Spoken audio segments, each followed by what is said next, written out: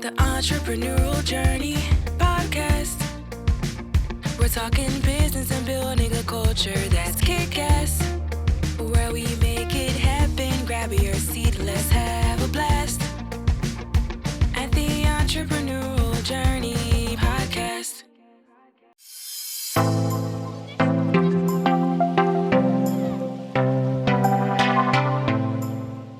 Hi Leah, welcome to TriCress. Hi. Leah, you're the CEO of Appointed, an online booking service for business. Tell me how you got started with that business. So Appointed started as a bit of a brainchild when I was in my previous job. I was a magazine editor of a homes and interiors publication, and it was a very busy job, and I would spend my drive to work thinking of all of the things I would get done in my lunch hour, and then I would drive home after hours not having achieved any of my personal to-do list. And a lot of that to-do list was kind of making appointments, so whether it was a salon appointment or booking a plumber or a whole host of different things. And so I just kind of felt that personal frustration of why couldn't you book independent businesses in the way that you could book, I don't know, order a pizza online or anything like that.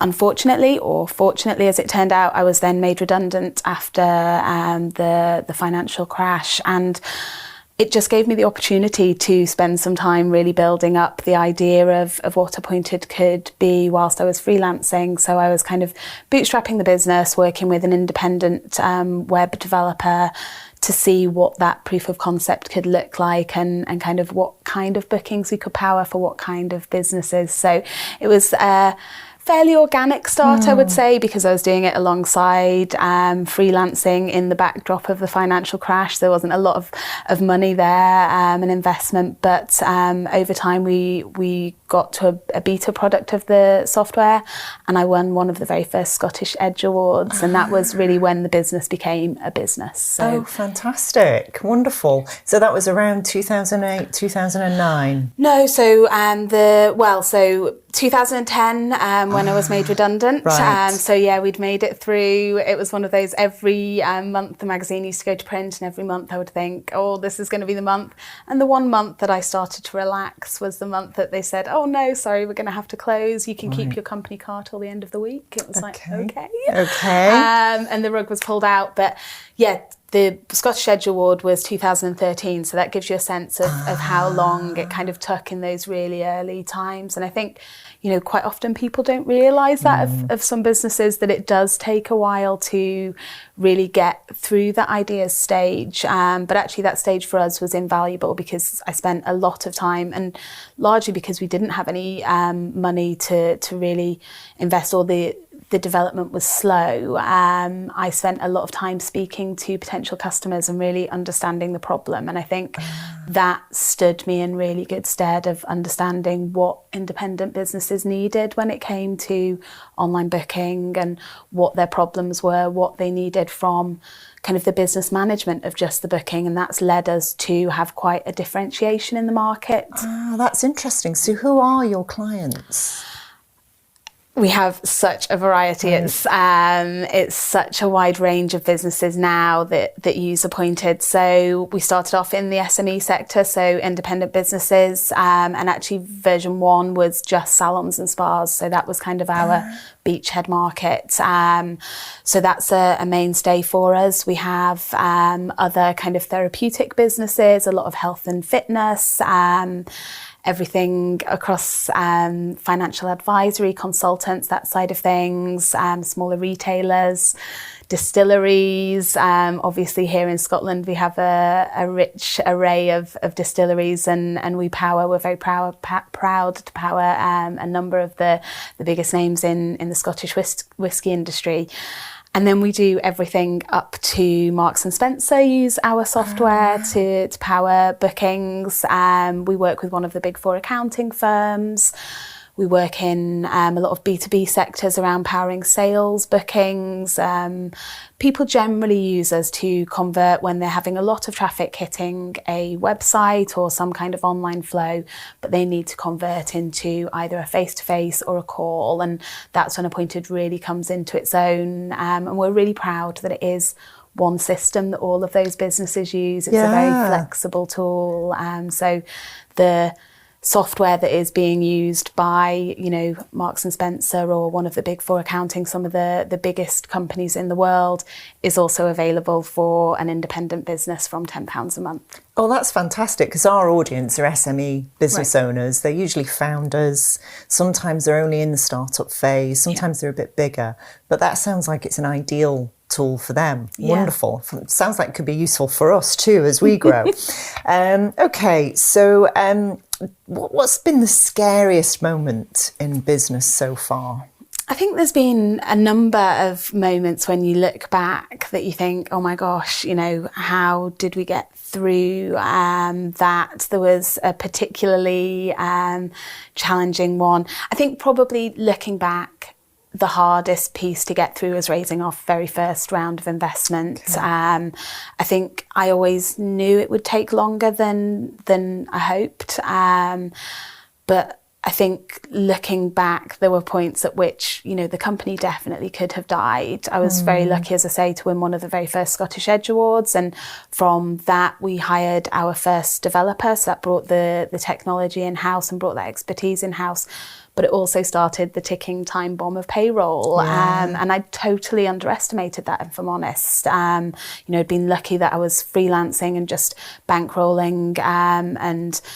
We lived on beans and toast for a while and all of that kind of apocryphal startup journey.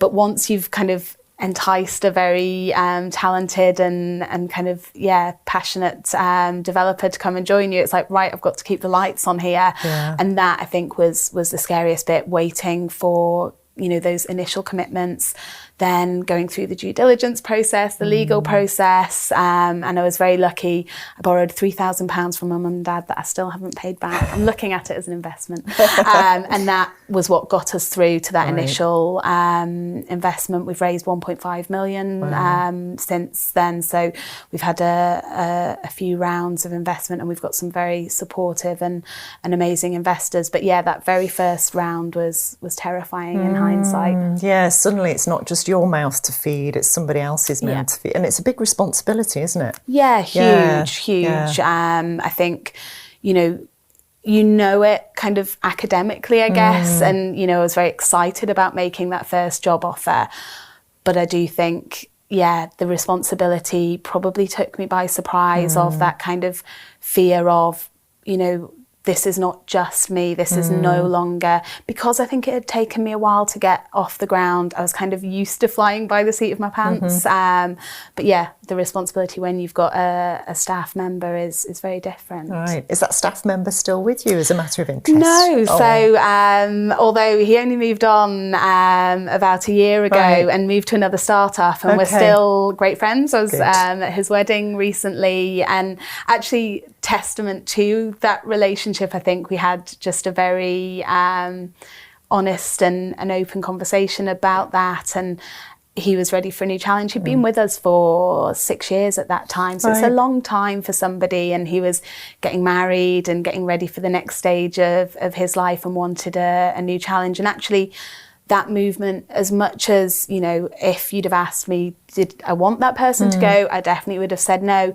But actually that movement then frees up an energy within the rest of the team. So there's 21 of us now. So it's a very different business to what it was at that beginning point. And I think one of the things I've learned is it takes different people and the different skill sets at different stages of the business. So as much as it's always sad to lose somebody when they decide to move on, actually then what comes from that is quite magical in itself. And Greg, our CTO, I think has, definitely felt the loss of an early employee, but has been able to then look at the team and reshift everyone around. And I think we're stronger for it. And still good pals. Good. What do you love about running your business? It's very different from a startup now, 21 staff. Yeah. You've had investment. I know you're going to go for more investment. It's a very different beast that you're in charge of now. Do you still love it? Yes, I do. Okay. I mean, it is so different, but the team are amazing. So I think we're really lucky there. They are very passionate about what we do. They're very driven. and we have a great culture, I would say. We really try and embrace each other's kind of differences and quirks, and we try and make it easy for people to bring their whole self to work. And, you know, that can look like very different things for different people. And I really enjoy seeing that kind of family grow, I guess, without wanting to sound too cliched. So yeah, I love it. And I'm so passionate about our opportunity, about what we do for businesses. We get some amazing kind of testimonials from businesses where, you know, sometimes totally unprompted, they'll get in touch and say, I don't think I'd still be in business if it wasn't for Appointed. You know, your tools are invaluable to me, and that just makes me so proud. And it kind of blows my mind. I was chatting to one of our developers recently, and he was saying he loved his job because he was like, who gets to come to work and create something out of nothing every day? And I was like, that's such a wonderful way to think about technology and building software, that, you know, it's lines of code that create something so valuable within so many businesses. So I love the cause, I love what we do, and I love the people that we get to do it with. Brilliant. So it's a real purpose-led business. Yeah, definitely. Yeah, wonderful. What don't you like, Leah? What's the downside? I think it's in the same vein with the people side. One of the things, as I say, we like to kind of embrace people's whole selves. We like to be brave when it comes to hiring. We've had a lot of people join the business at an early stage of their career, and we've developed them through. And we know it takes a certain magic and a kind of certain hardcoreness to survive in any startup, I think. But yeah, to business at the stage that we are. And so the really hard thing is sometimes that means that people don't make it through. And we have quite a kind of mindful policy of hire slowly and fire fast. But I hate it every time I have to do it. It's horrendous. But I kind of look at it as the necessary evil that you have to go through to make, you know, to take risks and make the product as good as it is, and to create a team that's as strong and as kind of robust as it is. I think, you know, we generally know fairly quickly when somebody isn't going to work out, and I think I've learnt the hard way that it's really tough to pull that around, and it takes a dedication and a structure that probably isn't the best use of resources as much as anything in a business at that scale up stage. So yeah, I absolutely hate it, but it's a necessary evil, and it's always been done, you know. So again, we've never had to part ways with somebody where it has been acrimonious in any way. We're always very honest and open and kind of heart-centered when we have these conversations, and we always do our best to find, you know, the right fit and help and make introductions and such like. But yeah, it's still brutal. Well, we call it releasing into the wild, because if it's not working for the individual, it's not working for the business. It's better for both parties that you part. Yeah, I definitely agree with that. I remember the first time I had to do it, and it turned into a really open and honest conversation where the person said, you know, I would never have handed my notice in because I really wanted this to work, but I kind of know it's not right as well. And yeah, it's horrible, but it's a necessary evil, I guess. It is, definitely. So who inspires you? I'm inspired by so many different people. I love it when kind of people do unexpected. So one of the really obvious answer is my daughter is named after Hedy Lamarr, who really inspired me, and kind of, so the name stuck with me, and has definitely stuck with my daughter. So Hedy Lamarr, lots of people know her as a very beautiful actress, and she was the actress that both Snow White and Catwoman were modelled on. So she's a very dark beauty, and did lots of kind of very groundbreaking films, actually, and then went on to invent the technology that now underpins Wi-Fi and Bluetooth. So she holds the patent. Yeah, so crazy. Wow. So just one of these people that has had such a rich life full of surprise. And I always love that when you learn something about people. One of the interview questions that we ask everybody who comes through is, what makes you hardcore? And we want to uncover that kind of surprising thing that they tell us about themselves. And, you know, sometimes it's really mundane, sometimes it's really wacky, but it's so interesting to understand just that quirk of somebody. And I think it's so inspiring when you kind of see somebody who has done something totally unexpected. Fantastic. I love that interview question. What makes you hardcore? I'm going to steal that if that's okay. Definitely. Good. What gets you out of bed in the morning? My daughter, generally, like 2:00 in the morning. No, I mean, yeah, Hetty's amazing, and she's at a really fun age at the moment. How old is she? So she's just coming up for 2.5. Right, so absolutely crazy. The time has flown, and yeah, she's so much fun. So we feel very lucky to have kind of, such an amazing kind of, you come home from work and you've had whatever day you've had, sometimes you've had to release somebody into the wild. Yes. And yeah, she just doesn't care about any of that, and she's so excited, and she just wants you to dance or for you to come and play dolls or whatever, and that, like, for me is amazing. But yeah, otherwise, the passion that we have for the product and for the mission, and the market opportunity that we have at the moment. I think, we're being hardcore at the moment, and it does feel like as a business we're firing on all cylinders. We're trying to grow very quickly, at the same time putting in a kind of robustness. So we're just going through our ISO 27001 accreditation at the moment. So, things like that are slightly counterintuitive to growing fast, but just seeing that shape into the business that, like, I don't think I would have ever dreamed of when I was driving in the car thinking about making bookings. It's really exciting, and it does feel like a new challenge and a new journey every day. Fantastic, wonderful. Apart from Hedy, what keeps you awake at night?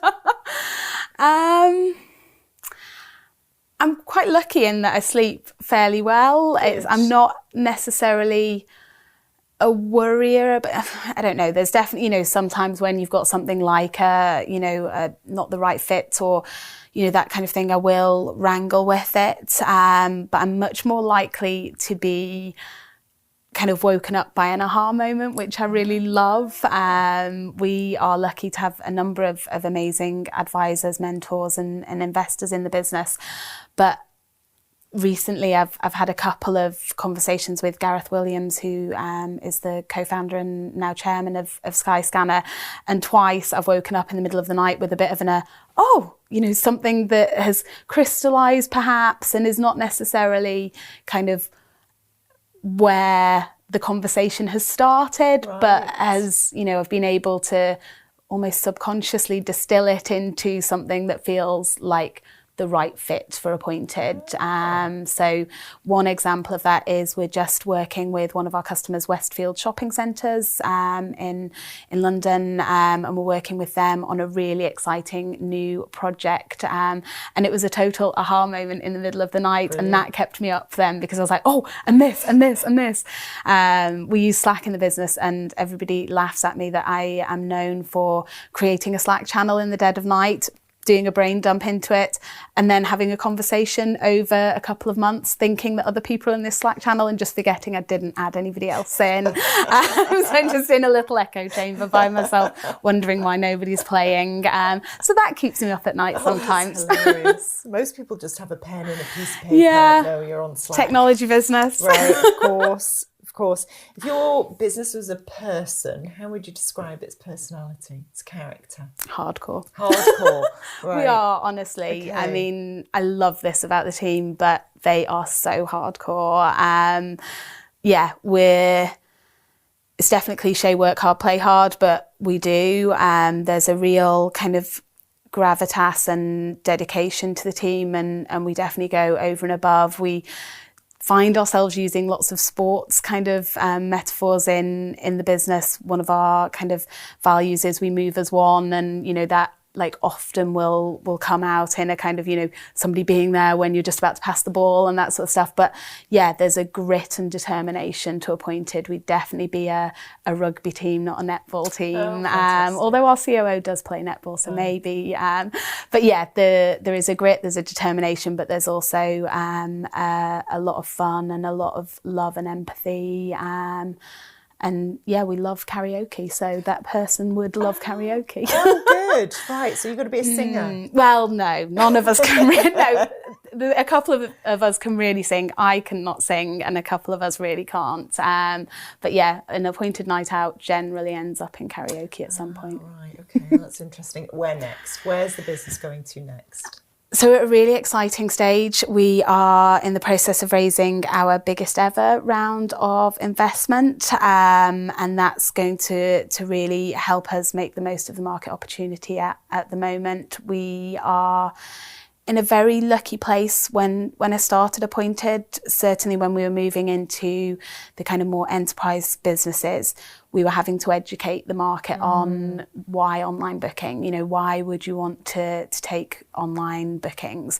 Whereas now, a number of businesses will come to us totally organically, and they absolutely know why they want to engage with their customer online, and they know exactly the customer journey that they want to build. And appointed tools are really flexible, so we can essentially, we have over 150 different booking journeys across the businesses that we use, and that just gives you a sense of the different types of ways that people use us. And so yeah, we're really excited about what that looks like, with kind of an injection of capital and an educated market and a kind of trending proposition. So Fantastic. The sky's the limit. Oh, fantastic. Wonderful. Well, Leah, thank you very much for your time today. I really appreciate it. Best of luck with raising the investment, and we will get the appointed system on to Tricrest so people can book appointments with our expert contributors.